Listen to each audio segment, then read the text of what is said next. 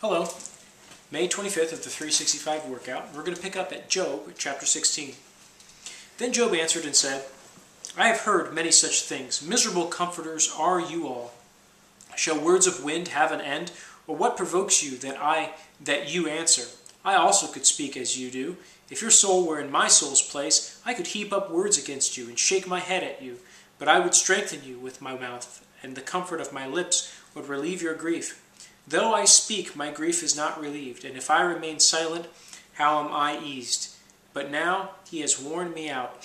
You have made desolate all my company. You have shriveled me up, and it is a witness against me. My leanness rises up against me and bears witness to my face. He tears me in his wrath and hates me. He gnashes at me with his teeth. My adversary sharpens his gaze on me. They gape at me with their mouth. They strike me reproachfully on the cheek. They gather together against me. God has delivered me to the ungodly and turned me over to the hands of the wicked. I was at ease, but he has shattered me. He also has taken me by my neck and shaken me to pieces. He has set me up for his target. His archers surround me. He pierces my heart and does not pity. He pours out my gall on the ground. He breaks me with wound upon wound. He runs at me like a warrior. I have sewn sackcloth over my skin and laid my head in the dust. My face is flushed from weeping, and on my eyelids is the shadow of death. Although no violence is in my hands, and my prayer is pure, O earth, do not cover my blood, and let my cry have no resting place. Surely even now my witness is in heaven, and my evidence is on high. My friends scorn me. My eyes pour out tears to God. Oh, that one might plead for a man with God, as a man pleads for his neighbor. For when a few years are finished, I shall go the way of no return. Chapter 17. My spirit is broken, my days are extinguished. The grave is ready for me. Are not mockers with me, and does not my eye dwell on their provocation? Now put down a pledge for me with yourself. Who is he who will shake hands with me? For you have hidden their heart from understanding. Therefore, you will not exalt them. He who speaks flattery to his friends, even the eyes of his children will fail. But he has made me a byword of the people, and I have become one in whose face men spit. My eye has also grown dim because of sorrow, and all my members are like shadows. Upright men are astonished at this, and the innocent stirs himself up against the hypocrite. Yet the righteous will hold to his way, and he who has clean hands will be stronger and stronger. But please, come back again, all of you, for I shall not find one wise man among you. My days are past, my purposes are broken off, even the thoughts of my heart, they change the night into day. The light is near, they say, in the face of darkness. If I wait for the grave as my house, if I make my bed in the darkness, if I say to corruption, you are my father, and to the worm, you are my mother and my sister, where then is my hope? As for my hope, who can see it? Will they go down to the gates of Sheol? Shall we have rest together in the dust? Chapter 18. Then Bildad the Shuhite answered and said, How long till you put an end to words? Gain understanding, and afterward we will speak. Why are we counted as beasts, and regarded as stupid in your sight? You who tear yourself in anger, shall the earth be forsaken for you? Or shall the rock be removed from its place? The light of the wicked indeed goes out, and the flame of his fire does not shine. The light is dark in his tent, and his lamp beside him is put out. The steps of his strength are shortened. His counsel cast him down, for he is cast into a net by his own feet. And he walks into a snare. The net takes him by the heel, and a snare lays hold of him. A noose is hidden for him in the ground, and a trap for him in the road. Terrors frighten him on every side, and drive him to his feet. His strength is starved, and destruction is ready at his side. It devours patches of his skin. The firstborn of death devours his limbs. He is uprooted from the shelter of his tent, and they parade him before the king of terrors. They dwell in his tent who are none of his. Brimstone is scattered on his dwelling. His roots are dried out below, and his branch withers above. The memory of him perishes from the earth, and he has no name among the renowned. He is driven from the light into darkness, and chased out of the world. He has neither son nor posterity among his people, nor any remaining in his dwellings. Those in the west are astonished at his day, as those in the east are frightened. Surely such are the dwellings of the wicked, and this is the place of him who does not know God. Chapter 19. Then Job answered and said, How long will you torment my soul and break me in pieces with words? These 10 times you have reproached me. You are not ashamed that you have wronged me. And if I indeed have erred, my error remains with me. If indeed you exalt yourselves against me and plead my disgrace against me, know then that God has wronged me and has surrounded me with his net. If I cry out concerning wrong, I am not heard. If I cry out aloud, there is no justice. He has fenced up my way so that I cannot pass, and he has set darkness in my paths. He has stripped me of my glory and taken the crown from my head. He breaks me down on every side, and I am gone. My hope he has uprooted like a tree. He has also kindled his wrath against me, and he counts me as one of his enemies. His troops come together and build up their road against me. They encamp all around my tent. He has removed my brothers far from me, and my acquaintances are completely estranged from me. My relatives have failed, and my close friends have forgotten me. Those who dwell in my house and my maidservants count me as a stranger. I am an alien in their sight. I call my servant, but he gives no answer. I beg him with my mouth. My breath is offensive to my wife, and I am repulsive to the children of my own body. Even young children despise me. I arise, and they speak against me.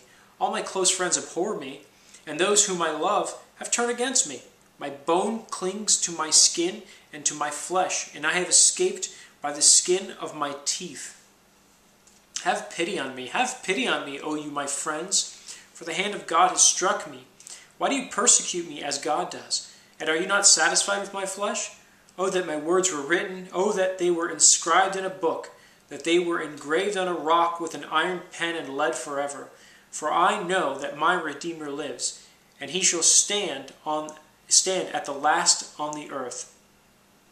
And after my skin is destroyed, this I know, that in my flesh I shall see God, whom I shall see for myself, and my eyes shall behold, and not another.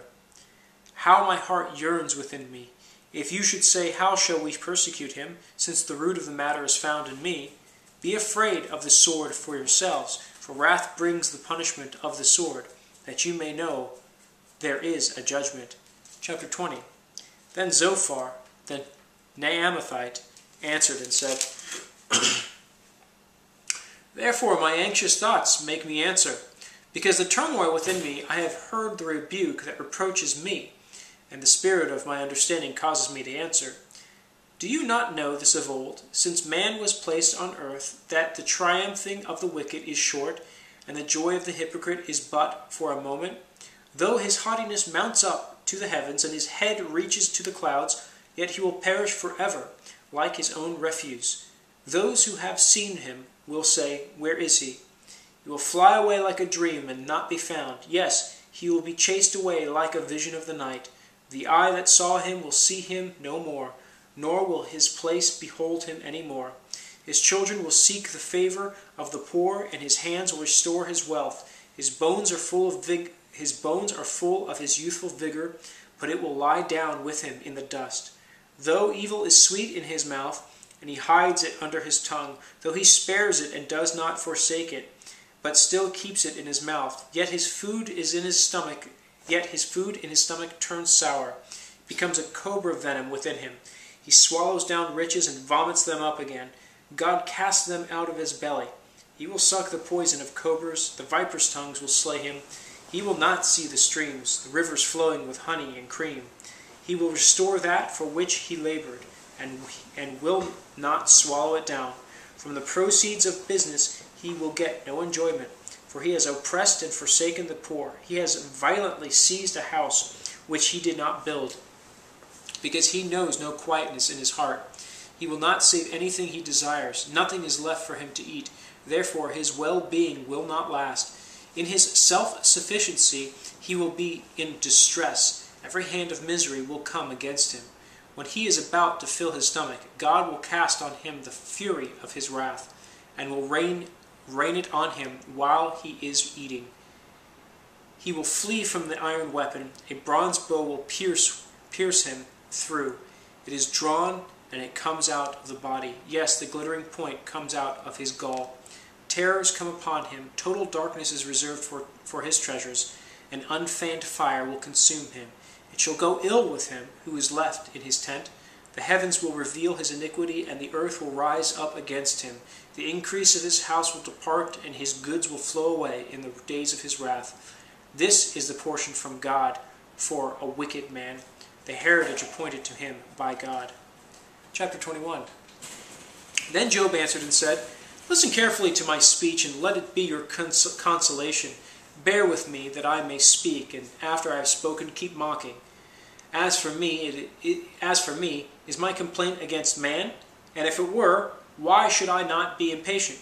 Look at me and be astonished. Put your hand over your mouth. Even when I remember, I am terrified, and trembling takes hold of my flesh. Why did the wicked live and become old? Yes, become mighty in power. Their descendants are established with them in their sight, and their offspring before their eyes. Their houses are safe from fear, neither is the rod of God upon them.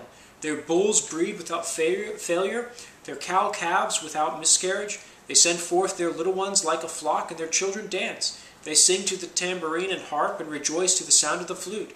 They spend their days in wealth, and in a moment go down to the grave.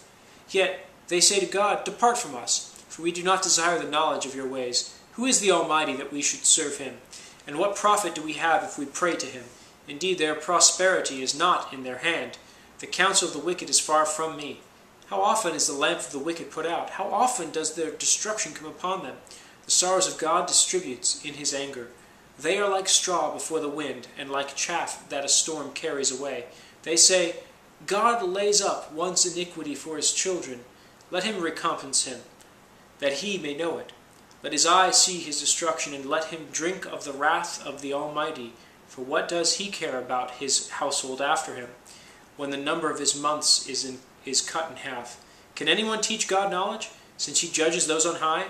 One dies in his full strength, being wholly at ease and secure. His pails are full of milk, and the marrow of his bones is moist. Another man dies in the bitterness of his soul, never having eaten with pleasure.